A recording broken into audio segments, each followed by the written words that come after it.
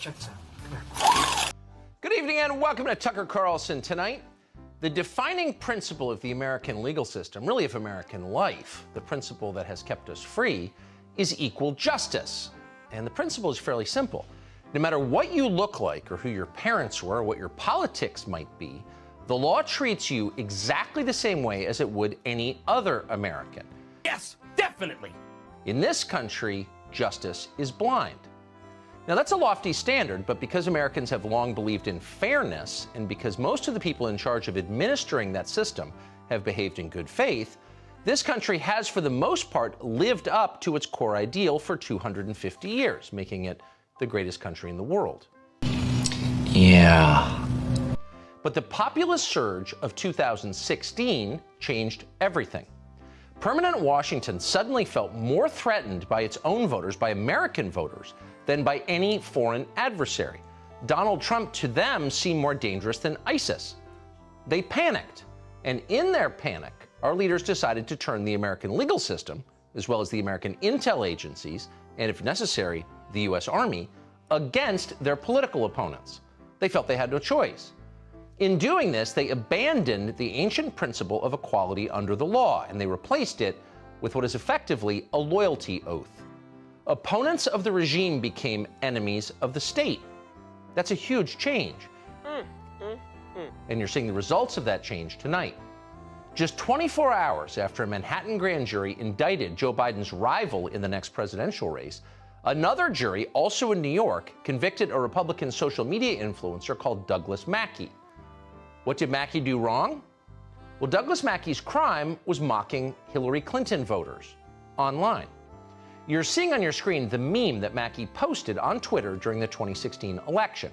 In that meme, Mackey suggests it's possible to vote for president by text message, because only Hillary voters could be stupid enough to believe something so absurd. But of course, in real life, no one did believe that. Mackey's insult did not alter a single vote in the election, and no one has proved otherwise. The government brought forth not a single victim of this crime. It couldn't. Douglas Mackey was joking. Nobody believed he was a federal election official. And in fact, his social media profile pictured a Donald Trump hat. It was unmistakable. This was mockery. But in the wake of the 2016 election and the rising hysteria about Donald Trump, mocking the Democratic Party became a crime. So as a result, tonight, Douglas Mackey faces 10 years in prison. What? The case against Doug Mackey is the most shocking attack on freedom of speech in this country in our lifetimes.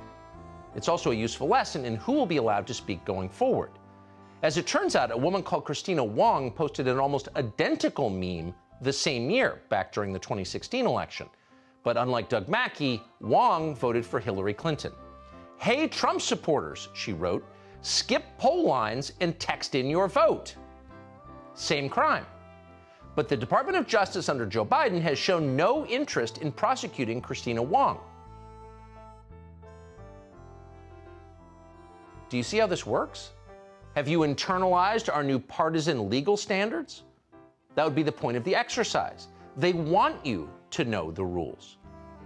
We'll have more on the Doug Mackey case and what it means for you and for America in just a moment. And by the way, Douglas Mackey is not the only Trump supporter who's now going to prison because of how he voted.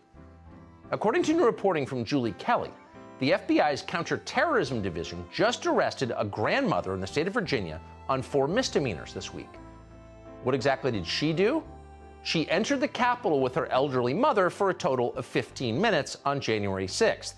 She hurt no one, she destroyed nothing, she just stood there. And yet, at the very same time, during the very same week, none of the transgenderist thugs who invaded the Tennessee State House yesterday have been rounded up by the FBI Counterterror Division, and of course they won't be. Joe Biden just honored them with a Trans Day of Visibility. So what we're watching here, unmistakably, is bigger than Donald Trump, but we're going to begin tonight with the latest on his case, and we're doing that because he is, and this is not at all incidental to his prosecution, he is the leading Republican candidate for president. Now, Trump apparently is being charged not with treason or insurrection or collusion or even shoplifting, but with something much smaller, a slew of process crimes relating to a payment he apparently made 7 years ago. In no fair system would that be a crime under the law 7 years later. But the Soros-funded district attorney in Manhattan, Alvin Bragg, has stitched together a Frankenstein legal theory to justify this prosecution. Under normal circumstances, it would be impossible because the statute of limitations has passed. And as if all of that were not third world enough, someone leaked the news of Donald Trump's grand jury indictment to the media. Now, that in itself is a crime under the law in New York. In fact, a much bigger crime than those under which Donald Trump is being charged. Will Alvin Bragg prosecute the leaker? Please. It's almost certainly someone in his own office. Nor will Bragg prosecute, as many people have pointed out today, the crimes of Hunter Biden or other Democratic partisans. Those aren't rare or hard to find. Bragg will not prosecute Hillary Clinton, even though she just admitted to violating campaign finance law by paying for the fake Russian dossier. What's fascinating is that none of this has alerted the watchdogs to government abuse, our media. No, just the opposite. The media are cheerleading our new standards of tribal justice. Watch. The good news is here, it's our legal system in action saying nobody is above the law. Nobody's above the law, not Republicans and not Democrats, not Donald Trump, not anybody. I tend to think that nobody is above the law. No person above the law. We have political leaders who are not above the law. We don't believe that anybody should be above the law. They were all beating the same drum, if you will. No one is above the law. No one is above the law. Today's evidence is that that includes Trump as well.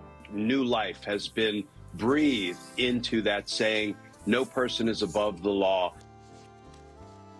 Let's be completely clear. None of the people you just saw care a thing about justice. Let that word burn in their mouths. No. Seriously? They are obviously bloodthirsty. They would cheer as you were necklaced in the street. No one is above the law, they would scream as you writhed on the ground. They would.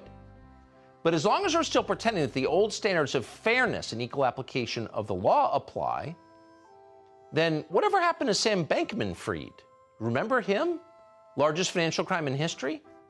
To this day, no one has explained or bothered to even try to tell us how Sam Bankman-Fried was able to make his bail. That was set at $250 million. All that has been disclosed to us, the long-suffering public, is that a former dean at Stanford and a Stanford computer scientist put up $500,000 and $200,000 respectively, and his parents put up the value of their home. So that leaves quite a big gap. Where did the rest of the money come from? No one will tell us. No one in the media is asking because no one cared. Immediately. Wow, wow, wow.